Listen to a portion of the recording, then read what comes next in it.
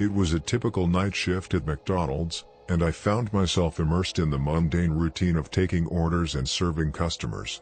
The restaurant was mostly empty, save for a few tired souls seeking a late-night meal. As the clock neared closing time, a lone customer walked through the entrance, his presence immediately sending a chill down my spine. He was a tall, lanky man with disheveled hair and a disturbingly blank expression on his face. Something about him seemed off, as if he didn't quite belong in this world. I mustered a polite smile and asked, "How can I assist you tonight, sir?" His voice was a low, monotone murmur as he ordered a simple cheeseburger and fries.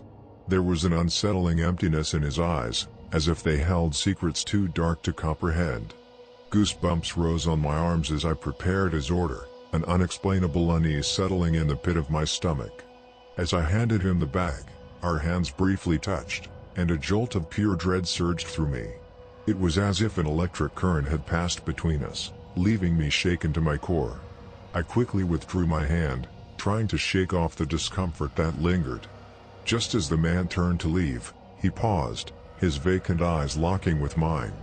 Time seemed to stand still as he spoke, his voice chillingly devoid of emotion. "Remember," he whispered, "the things you ignore in the darkness will come back to haunt you." My heart skipped a beat as his words hung in the air. Before I could respond or comprehend their meaning, he turned and vanished into the night, leaving me rooted to the spot, my mind racing with a mixture of fear and confusion. Days turned into weeks, and life continued as usual. But a lingering sense of unease plagued me, a constant reminder of that haunting encounter. I started to notice subtle changes, strange sounds in the silence of my apartment, shadows that seemed to move on their own accord, a growing paranoia that someone or something was watching me. Sleep became a precious commodity, as nightmares plagued my nights, vivid and terrifying. I would awaken drenched in sweat, unable to shake the feeling that there was a malevolent presence lurking just beyond my perception.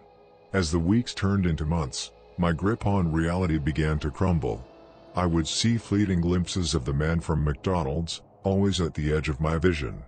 His blank stare would pierce through me, a constant reminder of the warning he had delivered.